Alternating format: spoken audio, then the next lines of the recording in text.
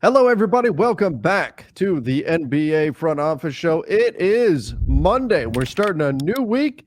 And wow, do we have a lot to talk about. NBA rumor season is in full swing. We got plenty to get into. There is a finals game 5 tonight.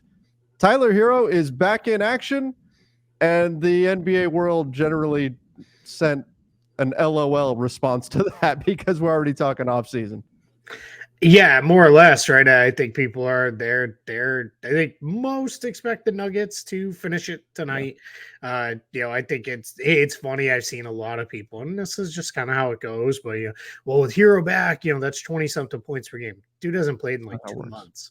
Yeah. So you're expecting an awful lot on if you're expecting him to come in and be Tyler Hero, game one, of his playoff run here. So we'll say, I guess not game one, but you know what I mean. Mm-hmm. So we'll see what it looks like. With it, maybe I'm hopeful that maybe he plays well enough that we get the series extended for a couple more games. That'd be nice, but I have a feeling the end of meaningful NBA basketball games this season is mere hours away as we record.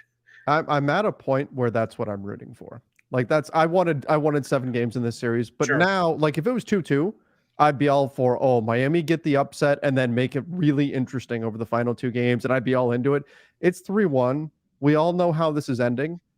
Just end it. We're all ready to move on. We're all ready to get into the offseason stuff. We're all ready to get into the draft and trades and free agency. And that the NBA is kind of that dam holding back the river of news that's waiting to come out. Let the dam burst. Just end this thing tonight, Denver, and we can all move on and get into the offseason. And you already saw some things start to trickle out today. There's a lot of intel that people are waiting on because you're not really supposed to put stuff out during the finals. We're all supposed to be focused on the finals.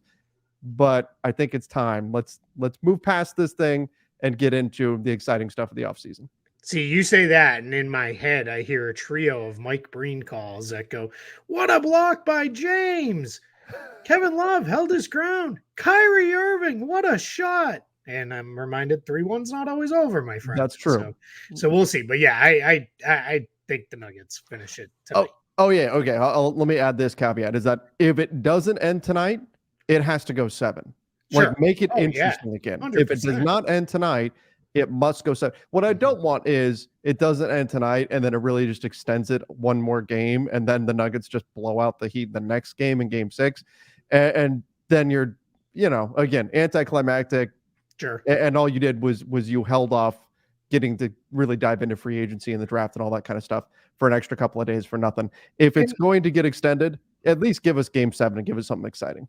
Agreed. And I'm always of the mindset, if I don't really care who wins overall in general, I'd rather see the team win on their home floor, right? Yeah. So win on the home floor, let the Nuggets fans go crazy, celebrate tonight, and go absolutely bonkers. So yeah, but that said, we talked NBA Finals. We did what we had.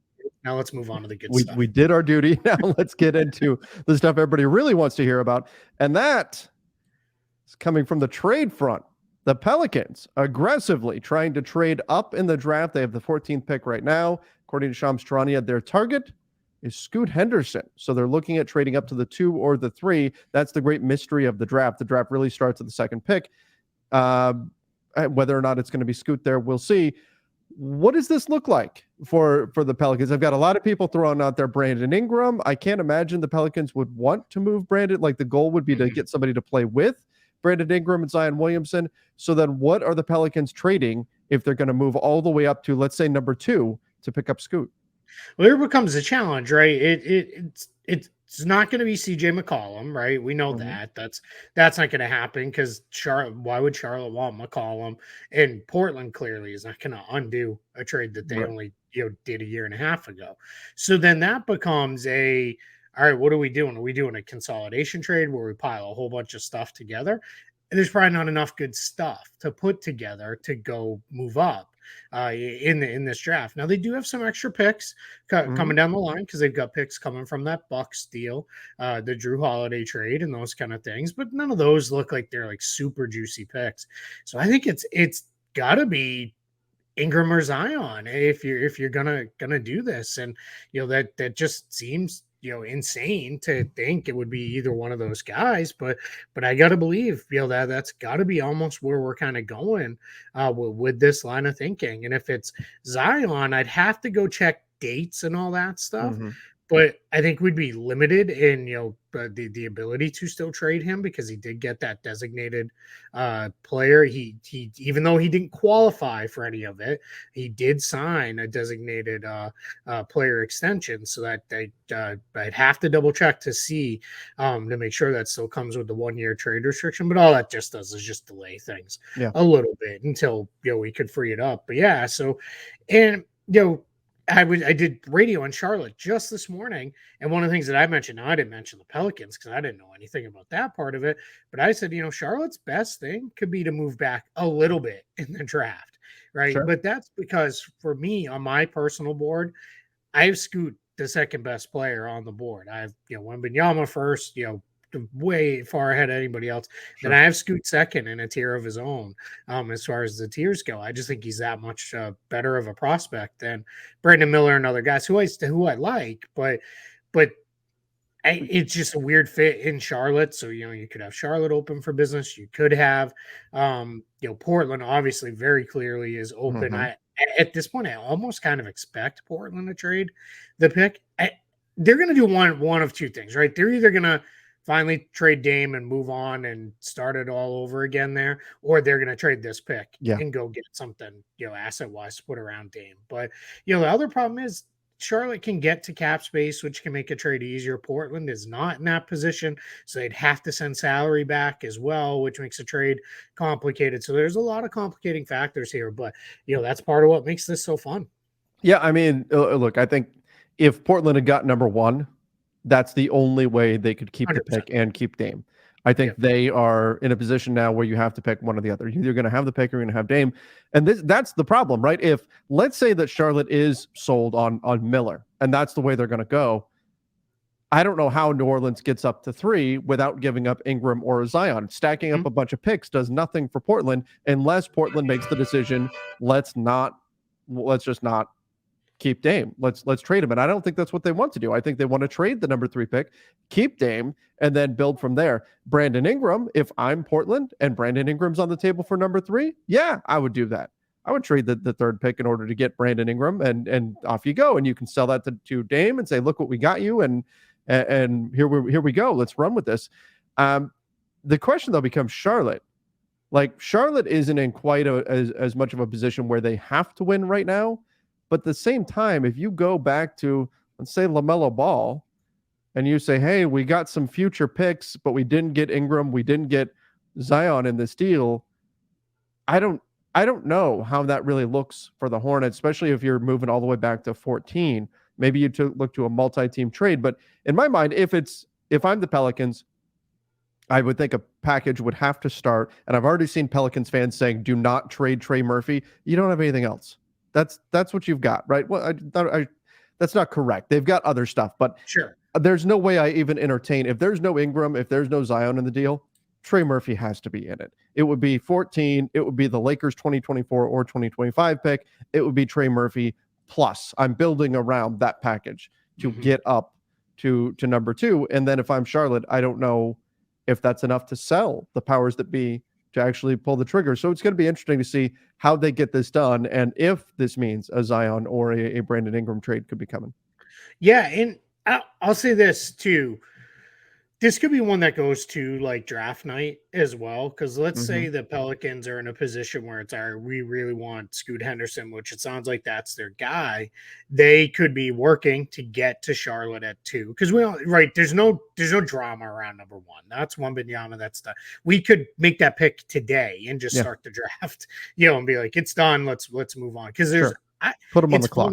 People have asked me, is there anything that could be offered to the Spurs to get them to move off it?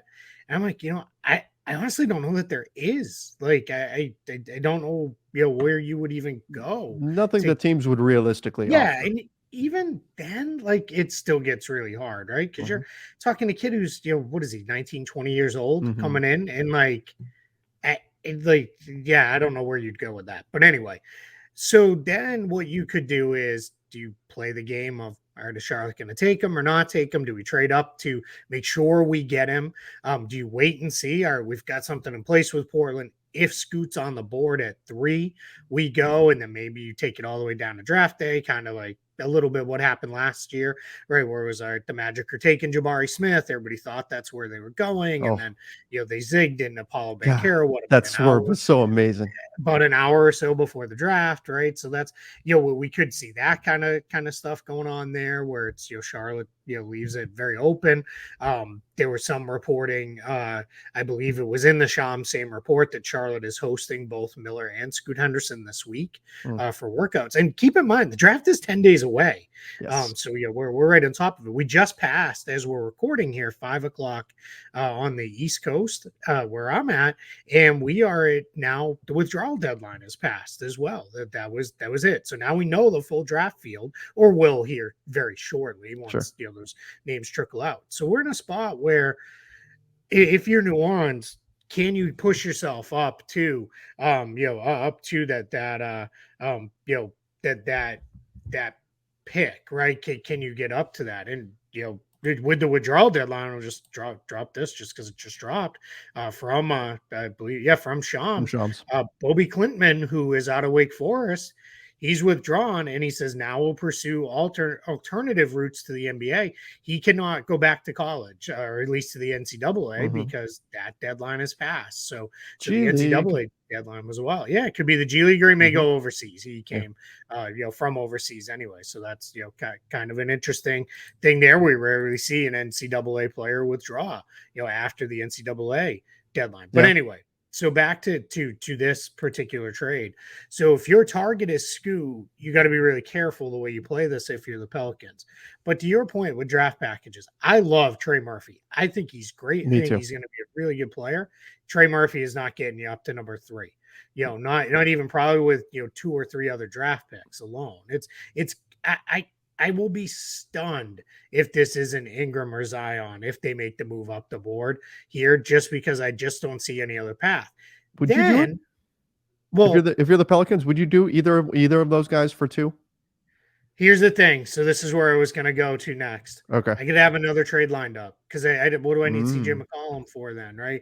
I mean, I guess you can play. He's played off the ball quite a bit, and you could use that as a transition piece for Scoop. But am I then able to move CJ into something else? Ingram or Zion? Who's more valuable? Maybe. Yeah, it's really tough, man. I really love Scoot, but. Boy. Probably not Zion. I don't know. He's just so damn special when he actually plays.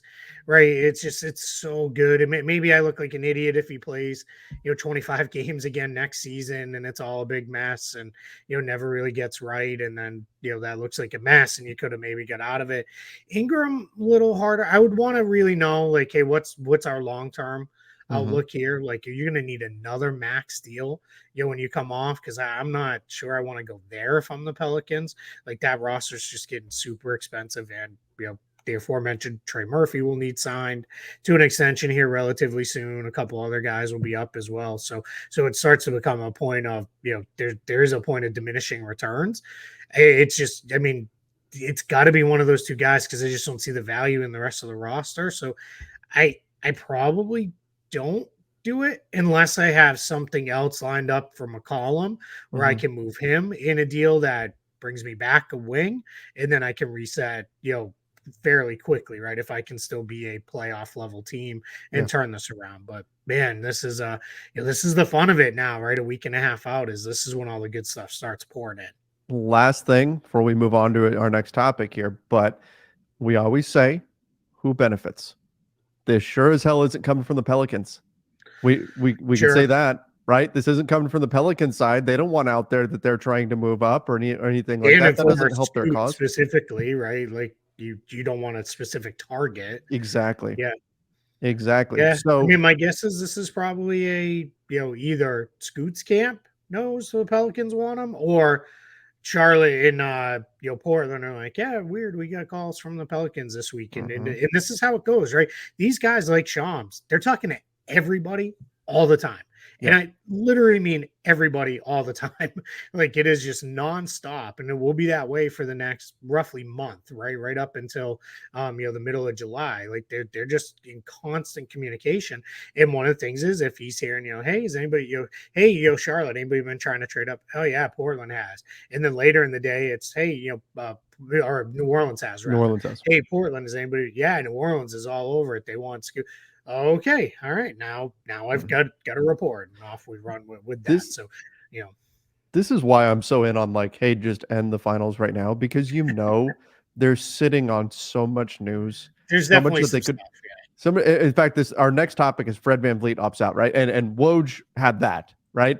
And you just know, like Shams saw that and went, what can I put out there right now just to kind of steer the spotlight back to me? How about a move up for the like potentially the number 2 pick? Let me just throw that out there right now. Like there's going to be that back and forth. So, but the other big news of the day was Fred Van Vleet officially opts out. Now, Bobby Marks from ESPN did note that he had an earlier decision date than most people. You're killing me, my friend. What? Who noted it before Bobby Marks noted it? Did you on Twitter? Come on now. I did not see them. Let's see. So let's go. Let's go to the Twitter machine. 3 p.m. Bobby Marks, 3:53 p.m. I did not see that. Well, I apologize. I will say in my defense, we did go ahead and get that puppy that you and I were talking about. I love it. Yay. I am on puppy duty. Perfect. Like literally. You're for all is forgiven. Yeah. So I've been chasing her around most of the day. So it is obviously I missed your tweet. So I apologize, my friend. And honestly, I give you credit for being first. I'm only teasing because Bobby is a huge help to me tracking down stuff when I'm missing things, and including things like option dates. Occasionally, he is helped me confirm and help me with those things. He's awesome. He is super nice of a guy as you can imagine with all this stuff. But yeah, Van Vleet he had a few more days to go. Yeah, very early date. There's been some confusion on Gary Trent Jr.'s date, which some places list as the same as Van Vleet's. I can tell you it's actually the 20th. I confirmed that today through my own sources. It is June 20th for Gary Trent Jr. So he's in a spot where he will go next week, and then that's when they all really pick up, is really starting next week. It's rare the 29th, right? 29th is the last day, because everything opens on the 30th. So the 29th is the last day. So what we're going to get, so we can run through them super quick here. Just for this. So Van Vleet's was Thursday. We now know he's going to opt out. Just point of order. No one actually opts out. What you really do is not opt in. Yeah. That's how that really goes, is it's just what will happen is the 15th will come and go, and he won't exercise the option, and then he'll become a free agent this summer, unrestricted free agent, full bird rights, all that stuff for the Raptors. Then we don't get into another one until the 20th, which is Gary Trent Jr. Otto Porter Jr.'s was technically that day. He's already exercised his option. He did that a month ago now, I think it was.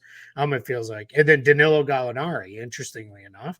And then we've got, I'm not going to run through every single one of them, but then we've got a handful on the 21st, a handful on the 23rd, a handful on the 24th, couple more in the next week, and then between guarantee dates and option dates, everything is 28th, 29th. Those come out, and then there's a whole host of guarantee dates on the 30th and things like that, just right ahead of free agency.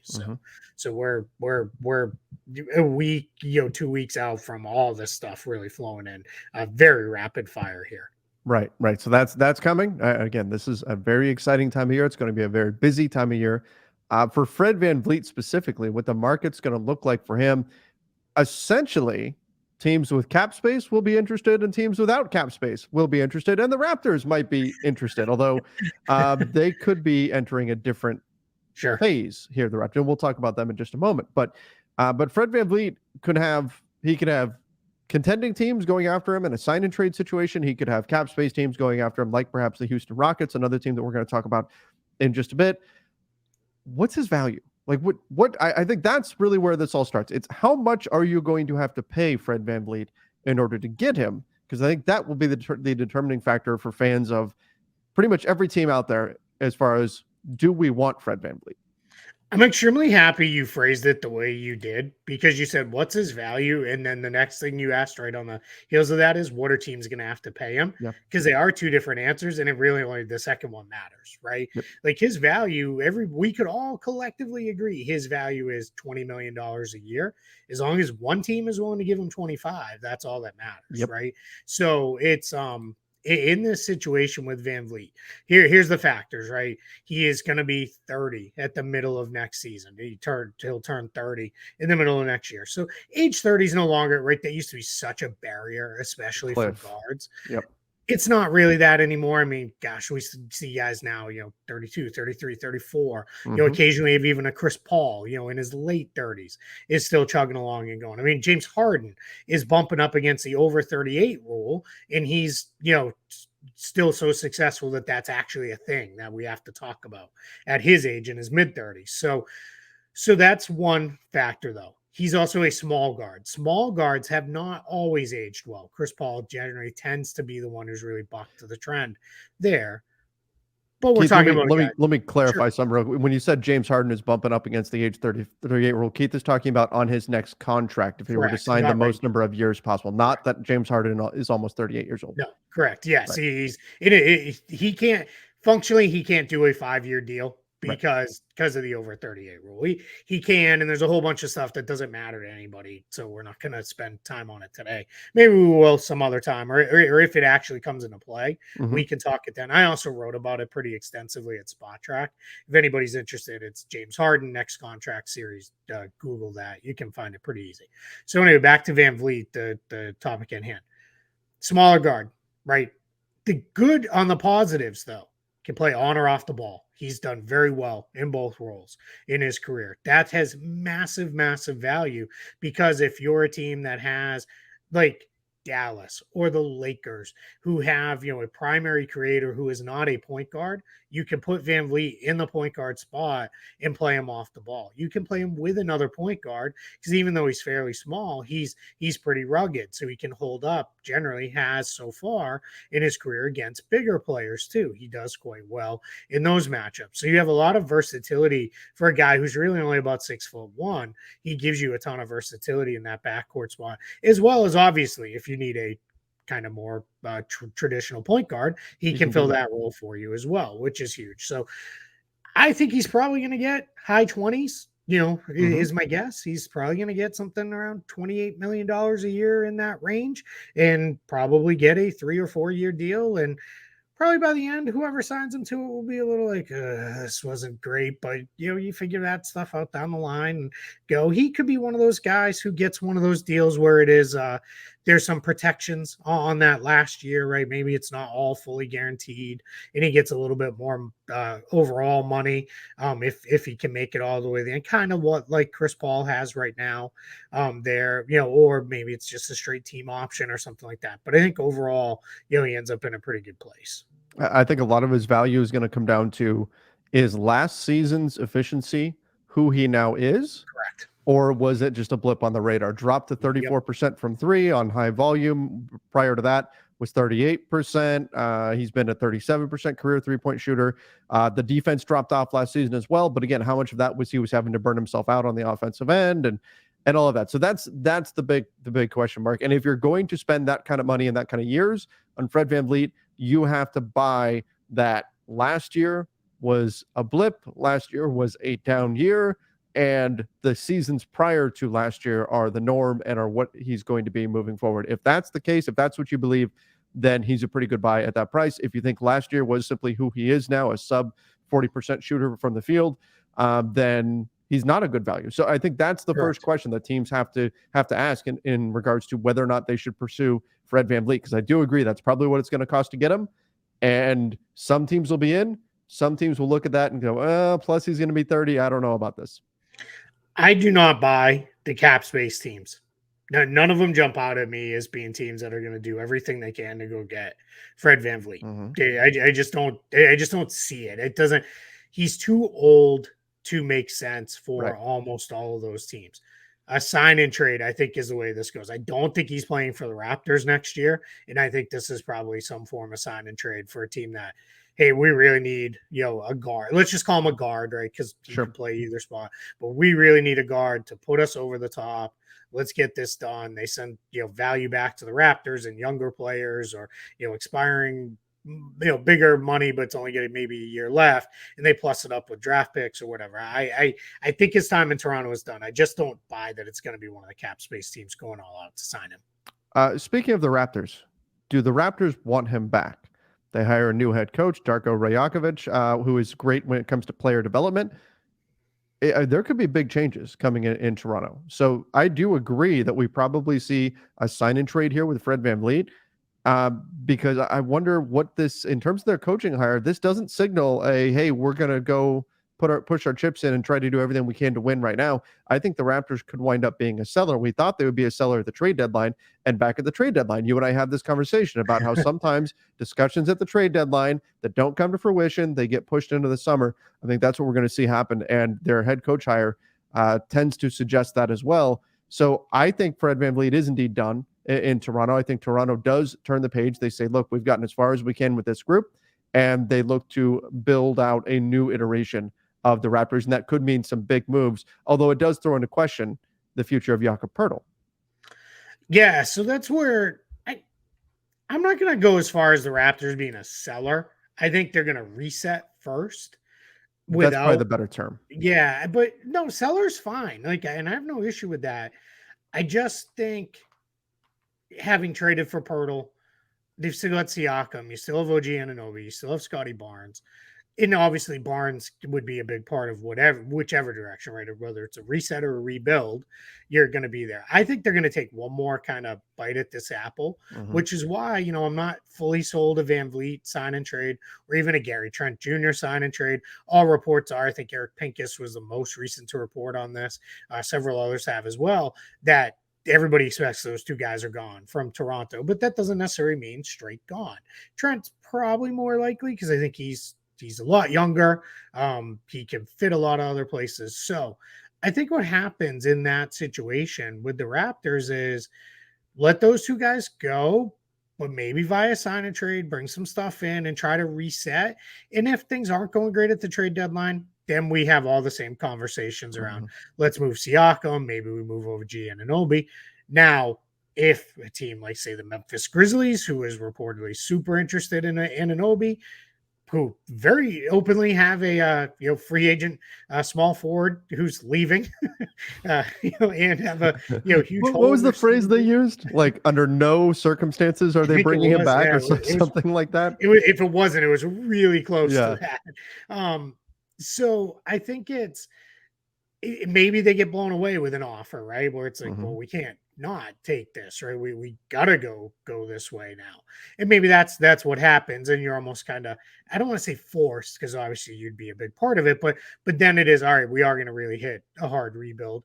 And I think what hiring Rajakovic does is that gives you the opportunity to kind of do both, right? You can kind of go in a transition, reset type year, or you could say, hey, we're blowing it up. We've got one of the better player development coaches coming in to take charge, where we're going to try to do, a big part of what he's been a huge part of in Memphis: draft, develop, get back to what we used to be with the Toronto Raptors, one of the better draft and develop teams in the league. And let's go forward with that. So I think all the options are still on the table. Yeah, and it'll be interesting. There'll be a team to watch, certainly draft night. There'll be a team to watch in all the trade rumors and all of that. Like you said, Gary Trent Jr. is another guy who could be potentially on the move. And then Fred Van Vleet, we'll see what they do there. Again, both those guys were in heavy discussions at the trade deadline. So the Raptors are a team that could make some really big moves this offseason. They were, 4 months ago at the deadline. They're still kind of the team that everybody's kind of watching. And you talk to a bunch of people, the teams that repeatedly come up, Toronto and Chicago. Everybody's like, well, what are they going to do? Right? Where are they going? And Chicago feels like they're just kind of stuck in the middle. And it's funny because both of them, a lot of direction hinges on re-signing veteran centers. For the Raptors, it's Jakob Poeltl. For the Bulls, it's Nikola Vucevic. So we'll see, where that goes, and that'll be kind of a sign, maybe one way or another. All right. The we Warriors reportedly not looking to dump Sal. Everybody was assuming they're going to try to move off of Jordan Poole due to the new CBA and the super taxes we're calling it. But I mean, do we know definitively exactly how much is kicking in from the new CBA this summer? We Like do. every little detail? Within reason, we do. So the CBA itself is not out there yet for consumption. As of I talked to a handful of people on with that work with teams at the end of last week. They still did not have the final copy. Everybody's still working off the term sheet, Mm-hmm. but there are details missing in there. But most of the big stuff is what we care about and is in there. And the big thing, the one major change that kicks in outside of the financial penalties. Those are all starting up, but those are things in general I don't worry about too much, because that's, is ownership going to spend or are they not going to spend? Right. That becomes a question.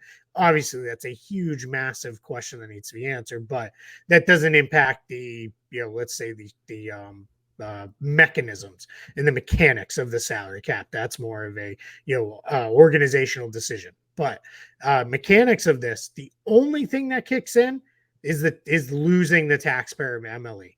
So this July 1st, if you're over the super tax apron or using the taxpayer MLE would take you over the super tax apron, you can't do it. That's the one thing that kicks in right away. The trade rules, as far as it being harder to make trades, the Mm-hmm. draft picks being frozen, all that stuff starts basically a year from now. That'll all start, after this off season is complete. So it gives you a little bit more, I think, color to why the Warriors are probably saying, hey, saddle up. Let's go. Let's make one more ride at Yeah. this kind of with this group and let's get after it one more time. So that's where, I think this is coming out of, hey, we don't need to do it yet, but in season or next season, yeah, that's probably when we're going to start seeing some Right. changes. And that was probably likely to happen anyway. Yeah. Yeah, exactly. Especially, I think what this does though is take some of the pressure off of the Warriors Sure. in terms of their own trades. You have to wonder how many teams were trying to, pull one over on the Warriors and say, "Look, you guys have to make a move. You've got way too much salary on the books. So, what are you going to give us to take on Jordan Poole? What do you know?" And so this is kind of a pushback a little bit on that and saying, "Hey, look, we don't have to do this right now. We're not in any hurry. We can wait. We can make another run at this next year and then see where things are at." So it makes sense from the Golden State perspective. Yep. We do have the Houston Rockets have been linked to basically everybody. And that's what happens when you have a lot of cap space, I right? feel Is you just bad they get haven't linked. asked about us yet. I I mean, know, right? what's Right. going on? How are we not? They look this happens when you are the team with the most cap space. You become the boogeyman for every Yep. agent out there to go to your incumbent team and say, "Hey, look, this team could definitely sign us. Look how much money they have." Right. Yep. So that's part of this. But I think if the Rockets, and I know we can talk about their draft pick for this next year too, and why that might give them incentive to go ahead and do something now. But if they don't get James Harden, there's a lot of smoke around like, hey, they're not necessarily going to stick with this young team. Mhm. They're going to pivot to another veteran. Maybe it's Fred Van Vleet. Maybe it's Kyrie. Maybe it's somebody else. Like they seem pretty determined to not be a young, up and coming tanking team next season. Yeah, and the first person I saw mention this Kyrie Irving stuff was Mark Stein, Yep. and he was very heavy on the emphasis of could, do this, not will, not anything. So that, and again, that might be a, hey Dallas, don't mess around with your offer because the Rockets are out there and they'd love to sign me, kind of thing. So that could be a thing. But yeah, but you're right. I mean, we're still hearing Chris Middleton, Brooke Lopez, Fred Van Vleet, Dylan Brooks. I think Cam Johnson was another one that was Mm-hmm. mentioned in a potential offer sheet. So those guys are all guys that it sounds like, they could be after. And that's, those are all kind of all over the place, right? Things, there. But most of those are, I very much get the sense the Rockets are losing patience with all right, we did the rebuilding thing, even though this is really only like the second full year of leaning into a rebuild. Because the first year they weren't trying, it just turned into James Harden not trying, right? Not at That all. turned into a trade, which that kind of forced them. But we're only going into the kind of third cycle of all right, we're coming up on this being our path now forward, and I really think as you look at that team, I'd just stay patient and stick with it, but I don't think they are. I think they're ready to say, nope, let's start leaning in. Let's go get some vets. Let's start pushing this thing forward. Now, when I look at what the Rockets have done, now it felt like last season. Maybe this is an unfair characterization, but it felt like there wasn't an adult in the room last season for A the little bit, Rockets. sure, yeah. And I wonder how much of that is playing into this. If they're saying, look, we know even if we do manage to keep a lot of our young players, we need some veterans around who can kind of show them the way. And you can argue whether or not Yeah. James Harden should be that guy. Where is he going to show them the way to? Maybe that's there's a dangerous answer to that question. Life establishments. But nonetheless, I think there is that element to this as well. And then their first rounder next year is protected 1 through 4. Mm-hmm. It goes to OKC. So there's not a lot of incentive there. Like you could have, as we saw it with the Pistons this year, you could have the worst record in the NBA and not wind up 1 through 4. Yeah. So there's not a lot of Rockets. They were second and got pushed back. Yeah. So, absolutely. So there's a lot of incentive there too for them to, hey, let's go try to win games next year, because why not? Like there's a pretty good chance, even if we're god awful, that we're going to lose our pick there, or at least there's a decent chance that we're going to lose our pick. So why lose games? Let's go out there and do everything we can to win right now.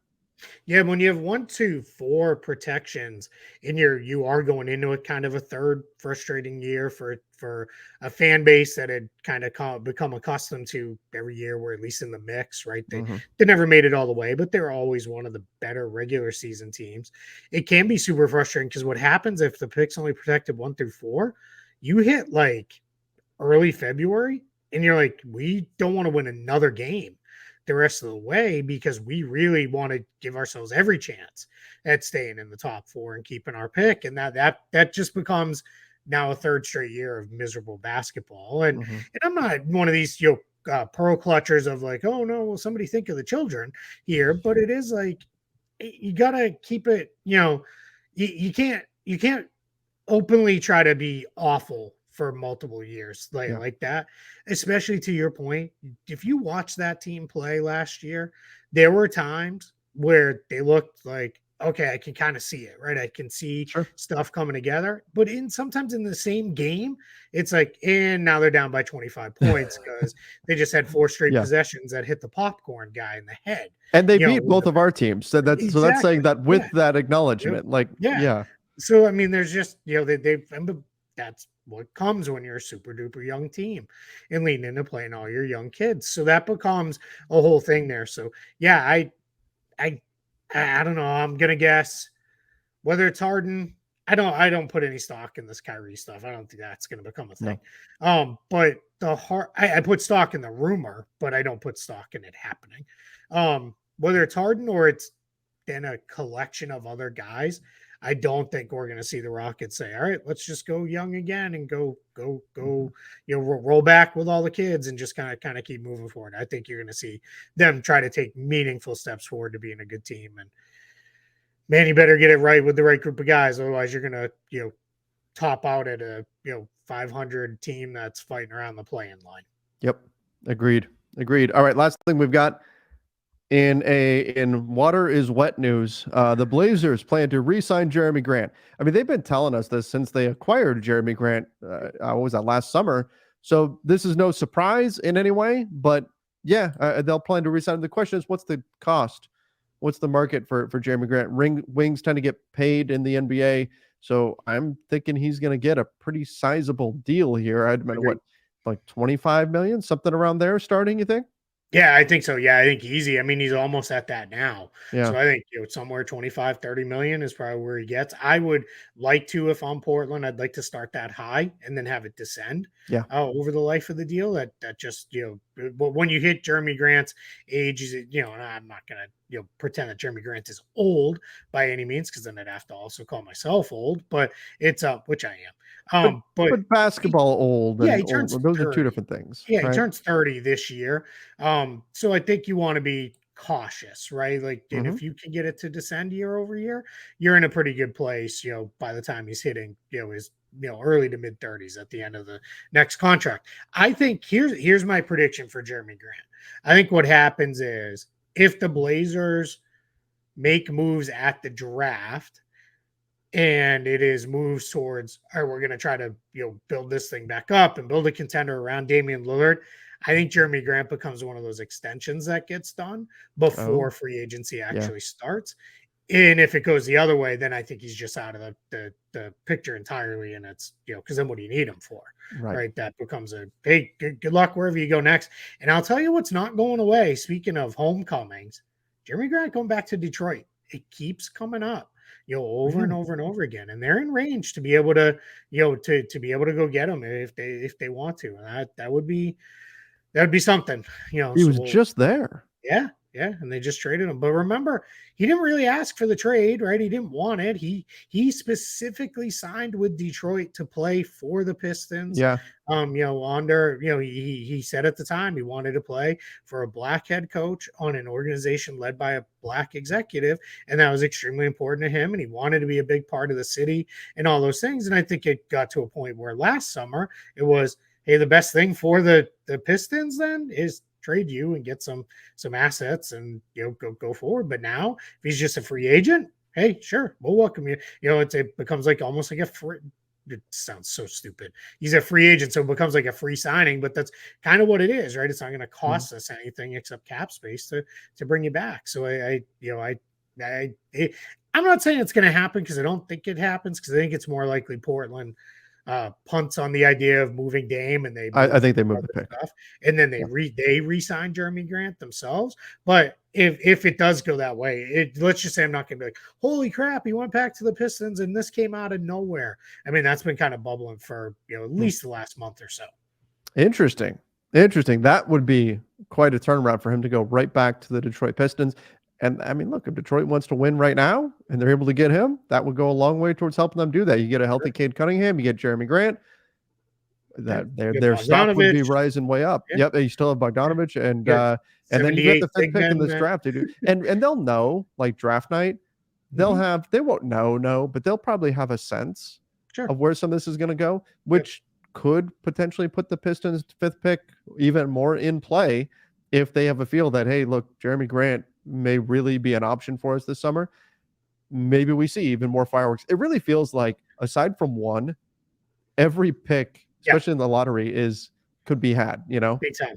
Yeah, I feel like I was a Muppet just then, like bobbling my head around. But that's how much agreement I am with you on that, because it is, I think the draft is always awesome, right? It's one of the most fun nights of the year because it's kind of a one night contained thing, right? Where, rarely do we get stuff in the days leading up to it. Most stuff happens, on draft night. But what's super exciting to me, with this part of all of it is where we're getting into a position with, because of all the things coming with the new CBA, and there's this sense around the league, and this is, where teams are at, is the Nuggets are good. Don't get us wrong, but like, they're the Nuggets. These are not the Dynasty Warriors that it's like, well, we're all playing for second. There's a bunch of teams that are like, why not us? Why can't we be next year's Nuggets and win? Why can't we be the Heat and make this kind of run and those kind of things? And that opens things up wider, right, to more teams. And I think we're going to see a ton of movement at the draft, because rather than, well, we've got these, 10 teams that are rebuilding, these 10 teams that are kind of just in the middle, and then these 5 that could be good, and then these 5 that are going for it. It's like 4 or 5 teams that are like rebuilding, and like 25 teams are like, maybe, it could be us. And that leads to a whole bunch of stuff that I think is going to be really fun to track and follow here over the next 10 days. And then the following, 8 days or so after that. I mean, we're less than 3 weeks out from free agency itself opening up, which is also, crazy. It's so good. It's like Christmas. Can't wait. Now, you know what? You kind of won me over. Win tonight, Nuggets. Let's move on. End this. Let's go. Let's get the flood of just stuff that we need to filter through and find out. We're gonna have to put a big filter screen on here that says garbage or not, and we'll run all the garbage into it. The good stuff we'll get through. I like it. We'll come up with some kind of graphic or something for that. You will, because that's definitely not my thing. The creator of the Kevin Cannon will come up with the I'll come up with some type of giant filter. We need something, man. Like, I miss the Kevin Cannon. I want something. I We need know. we need a player to repeatedly be in rumors that like make sense, right? We're getting like daily updates, so come through NBA. Let us know What because do we we need have? the We next never did anything for Kyrie, did we? no because it all happened kind of Right. quickly, and then there was a point where like a lot of stuff with him didn't feel it wasn't we weren't supposed to be having fun with a That's lot of right. the That's Kyrie right. stuff. Yeah, but then we had the Simmons siren and the Kevin Cannon. So what will this year be? We'll something will emerge. I have faith. We could do. I mean, the one you see people go to often is smoke or fire. I'm sure Sure. there's Yeah, something we can we do could do that. with that. We'll figure something But out. we'll come We'll up have with some fun. something. Yeah. We'll come up with something. We'll try to figure out something alliterative because Kevin Cannon just works so well. But I still have it sitting in here, and I'm always like tempted to just press it. I need Just somebody else yeah, named Kevin to do right. something or something Kevin else to happen Herter. with Durant. Yeah, right. Fire the Kevin anytime. Someone named Kevin. Do Man, if Kevin something. Young had gotten hired by the Suns, we could at least played it like one last time if Just he put was his the face Suns over head KD. coach. Yeah, we would need if we didn't even need to change it, we could just run it. All right. We're off the rails. Let's There wrap it things is. up there. But thank you everybody for joining us again. Make sure you are subscribing right here to the NBA for Now for show. Don't forget we're going to be live on draft night, breaking down all the picks, 10 talking through days. everything that happens. That's going to be a lot of fun. So again, make sure you're subscribing, turn on those notifications so you know when we go live. Follow us over on Apple Podcasts, Spotify, wherever you listen to podcasts as well. I think that's it. We did hit over 25K on our subscribers Yeah, on we YouTube. did. Yep, Let's which is go. fantastic. We should start because how many people are still listening right now? We should start next show We'll do that. celebrating that. But But tell us in the now comments if you saw that yes, if you're still here all the way at the end. We if would you're like to still know. here, comment, just say I'm a real one. Then we know that Yeah, there it that you is. made it all the way to the end. But Perfect. thank you everybody for joining us. Till next time. See ya and stay safe.